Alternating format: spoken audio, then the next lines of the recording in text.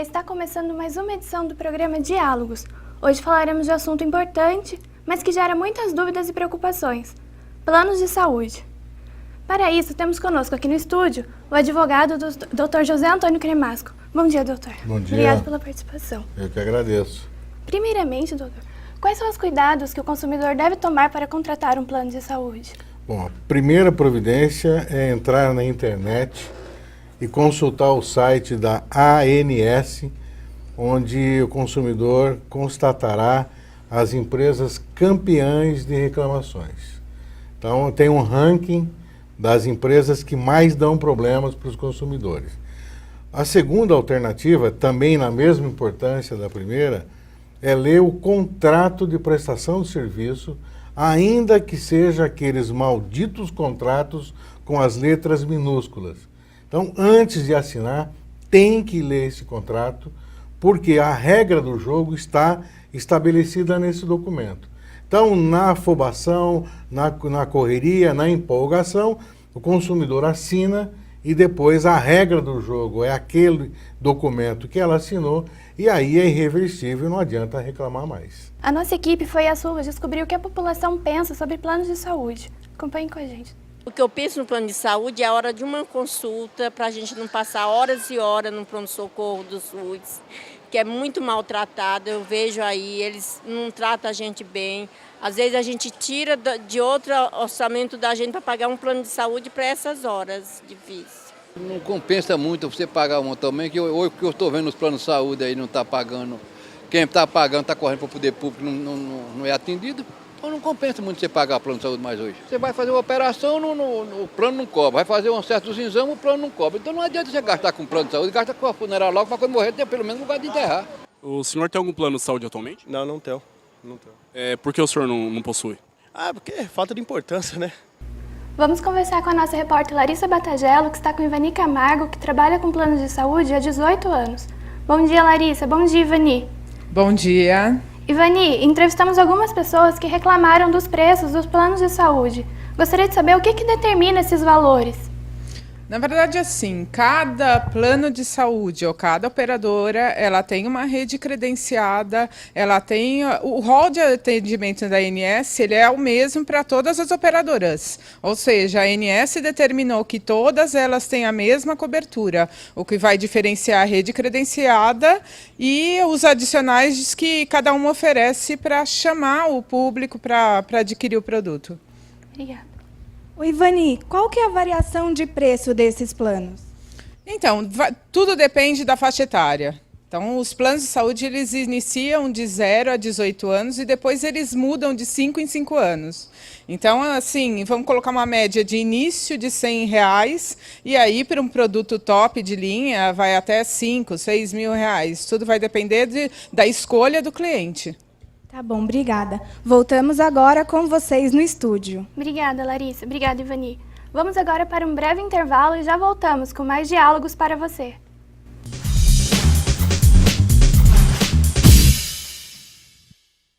Desde 1982, a assistência judiciária da PUC Campinas oferece serviços jurídicos a pessoas com dificuldades financeiras. A assistência judiciária fica na Avenida Orozimbo Maia, número 176. Para mais informações, ligue 3232-9109. Desde 1972, a Clínica de Fonoaudiologia da PUC Campinas está de portas abertas para a comunidade. Com equipamentos de última geração, realiza exames e terapias de reabilitação da fala. Se necessário, oferece aparelhos auditivos.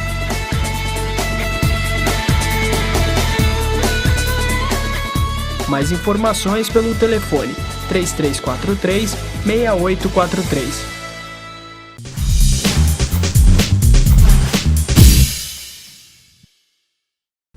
Estamos de volta com Diálogos e vamos continuar nossa entrevista com o advogado Dr. Cremasco sobre planos de saúde. O que as operadoras podem restringir o acesso dos idosos? Até que ponto elas podem cobrar a mais deles? Bom, primeiro tem que deixar claro que o idoso que participa já de um plano, ele pode fazer a migração para um outro plano sem qualquer restrição. Isso é um direito do idoso ou de qualquer participante de um plano de saúde.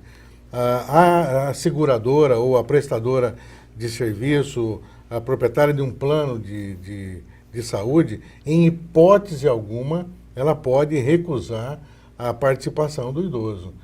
Existe até uma delegacia do idoso em Campinas, que ele pode denunciar, e pode denunciar também no PROCON, como pode, inclusive, entrar com uma ação judicial, pleiteando até uma indenização por ter sido discriminado por aquela empresa. E se o usuário não declarar uma doença pré-existente, o que o plano pode fazer? Os contratos, eles são regidos pelo princípio da boa-fé. Então, quando há uma contratação de serviço ou a compra e venda de um imóvel, seja qual for o negócio jurídico, o que impera é o princípio da boa-fé. Se o consumidor, o contratante, omite uma doença pré-existente, e essa doença vai se manifestar no período de carência ou na vigência do contrato, a empresa contratada, com certeza, vai impedir ou vai negar a assistência a essa pessoa. Então, por mais dificuldades que isso traga, o ideal é utilizar o princípio da boa-fé, falar a verdade, porque o prejuízo será menor. Ele entrando num plano, pagando, e ao longo de alguns anos vem à tona essa doença, a seguradora vai se resguardar da declaração falsa e certamente vai deixar de prestar o serviço, o que vai sair mais caro para o consumidor. Vamos agora acompanhar na reportagem de Samuel Garbuio um caso da cidade de Valinhos, entre a Prefeitura e o Auxílio Saúde dos servidores municipais.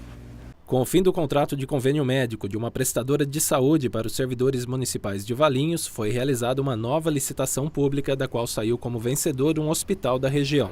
O resultado dividiu opiniões e trouxe muita insatisfação por parte dos servidores. Para diminuir as manifestações, a Prefeitura enviou para a Câmara um projeto de lei dando autonomia para o servidor. Na sessão do dia 26 de agosto, na Câmara Municipal de Valinhos, um dos assuntos em pauta era a aprovação do projeto de lei que iria instituir o auxílio à saúde do servidor público municipal. A Câmara finalizou a votação e o projeto foi promulgado por decreto. Os servidores passarão a ter uma nova forma de prestação dos serviços de saúde fora do sistema SUS. O benefício previsto no Estatuto dos Municipários define o credenciamento de empresas de assistência médica e o pagamento de um auxílio financeiro mensal. De acordo com o secretário de Assuntos Internos da Prefeitura de Valinhos, Alcidney Sentalim, com o auxílio à saúde pouca coisa muda. Quase nada. O que muda é o modus operandi, né? Até então eles tinham uma forma que descontava-se um valor, a Prefeitura completava e pagava. Agora a Prefeitura vai descontar integralmente deles, mas em contrapartida ele passa a receber o auxílio saúde, que vai ser uma conta de compensação que ele acaba não alterando em nada, ele não vai sofrer ônus financeiro. E agora ele tem a chance dele escolher a operadora que melhor lhe atende.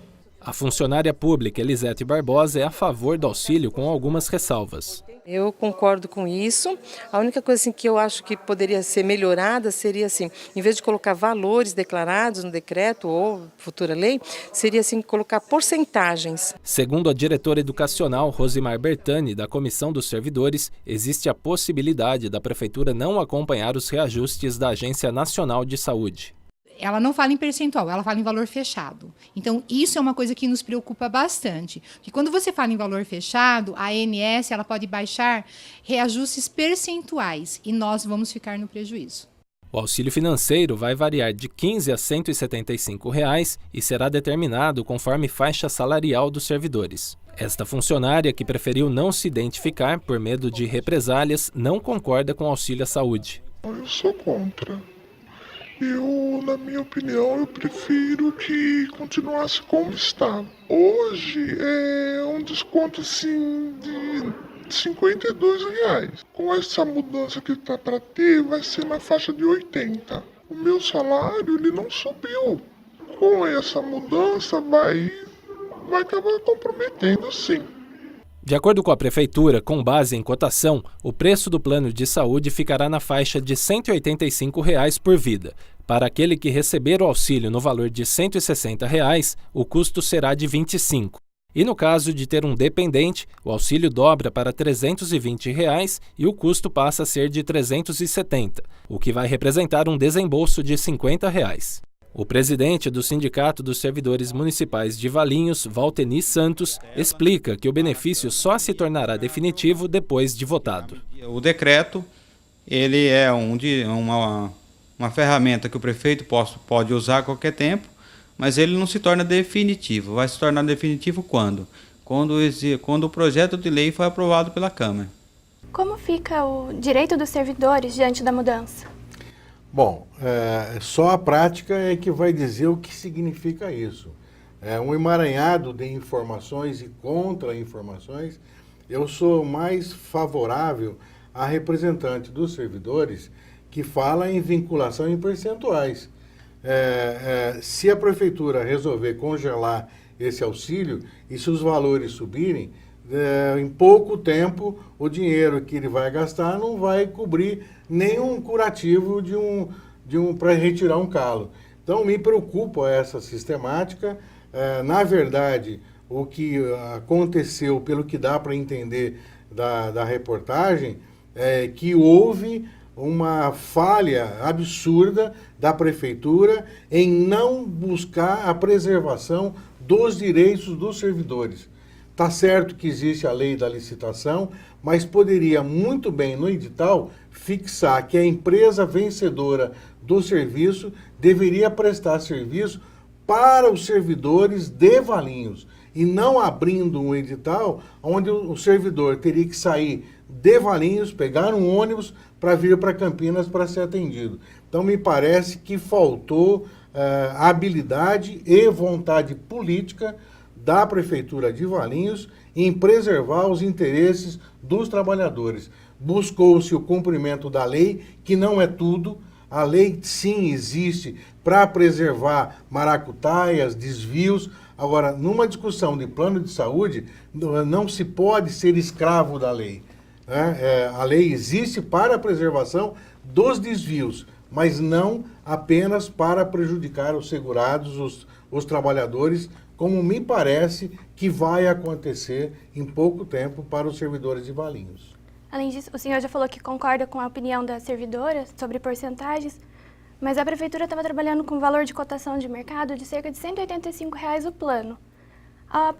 A operadora de saúde preferida dos servidores ofereceu R$ 199. Esse valor que ultrapassa o que a prefeitura simula deveria ser pago por ela? Não, ela poderia até discutir com a própria Câmara e com os próprios servidores, mantém o preço da licitação e o servidor cobriria com 14, 15 reais, daria na mesma e todos ficariam atendidos da forma como sempre foi feito. Era só uma questão de elaborar um edital que atingisse os interesses dos servidores. E isso me parece que não foi feito. A nossa repórter Larissa Batagello também tem uma pergunta sobre o caso. Doutor, alguns funcionários de Valinhos pretendem trocar o plano pelo seguro de saúde. Qual que é a diferença entre esses dois? Bom, não há, em tese, nenhuma diferença entre o plano de saúde e o seguro saúde. É uma questão só de preço, de conveniência.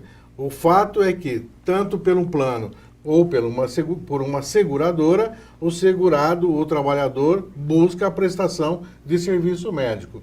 Em tese, não há nenhuma diferença entre uma situação e outra. Obrigada, doutor. Ivani, tendo como exemplo esse caso de Valinhos, onde o servidor pode escolher entre dois planos, o que a pessoa deve considerar ao contratar um plano de saúde? Na verdade, ela tem que considerar a área de abrangência que ela está, além do custo, tá? O que melhor cabe no bolso dela, uma vez que ela vai ter que contribuir com esse plano, e o que a operadora oferece para satisfazer a necessidade, né? É um caso complicado aí, porque, na verdade, a prefeitura ela não deixou nenhuma opção. O que seria mais correto seria a prefeitura verificar com uma operadora, negociar, como o doutor falou, você tem o melhor poder de negociação quando você opta por uma operadora, e não deixar duas opções, que aí você vai diminuir a população e aumentar o custo. E o que é mais vantajoso para a pessoa? Um plano empresarial ou um plano como pessoa física? Depende. O plano empresarial, ele pega um grupo, ou seja, o poder de negociação de valores é melhor. Enquanto o plano de pessoa física é um valor tabelado, mas ele tem um reajuste que é determinado pela ANS. E aí ele acaba sendo mais vantajoso pelo reajuste. Obrigada, Larissa. Muito obrigada, Ivani. Vamos agora para um breve intervalo e já voltamos.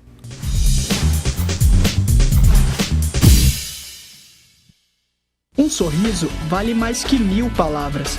A Clínica de Odontologia da PUC Campinas trabalha para garantir o seu melhor sorriso. O atendimento é gratuito. Mais informações pelo telefone 3343-6828. Sabe aquilo que você não conta nem para o seu melhor amigo? Conte com a Clínica de Psicologia da PUC Campinas. Com o apoio de professores e estagiários, a clínica oferece atendimento psicológico gratuitamente. Mais informações pelo telefone 3343-6846.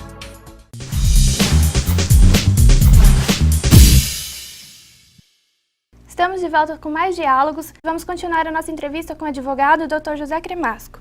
Doutor, quais são os tipos de reajustes que podem ser aplicados pelos planos? O reajuste é fixado por lei e tem que ser, no máximo, aquele correspondente à variação da inflação no período. Então, a própria ANS controla esses reajustes, fixando o índice inflacionário do ano. Se o plano de saúde for suspenso, como fica o direito do consumidor? Bom, o consumidor deve ficar atento a essa situação. Ele pode, se for atendido por um médico, por um hospital particular, guardar os documentos dos gastos que ele teve para até entrar com uma ação buscando o ressarcimento junto ao plano de saúde. Agora, para encerrar, nossa última pergunta, quais são as mudanças que, na sua opinião, devem ser feitas na legislação de planos de saúde no Brasil? Olha, o que nós temos visto, alguns planos que causam prejuízos à população. A ANS teria que ser mais rigorosa do que ela é. Não adianta ela apresentar o rol das mais violadoras aos direitos dos segurados, dos beneficiários, mas sim, ela teria que ser mais exigente, mais contundente, exigindo um rigor maior na prestação de serviço. O que nós temos visto são empresas que contratam uma quantidade grande de beneficiários e que, na verdade, não tem condição, não tem estrutura para atender todos os contratos vendidos. Então, o interessante seria um rigor maior na fiscalização dos planos, inclusive com a participação dos usuários, e não permitir que ultrapassasse um limite daquilo que ela pudesse atender. Não adianta ela ficar vendendo quando, na verdade, a capacidade de atendimento é menor. Então, me parece que teria que ser uma fiscalização mais rigorosa para não surgir, como está surgindo, mais uma fraude aos consumidores. Muito obrigada, doutor, pela sua participação. O Diálogos de hoje fica por aqui. Um bom dia e até a próxima edição.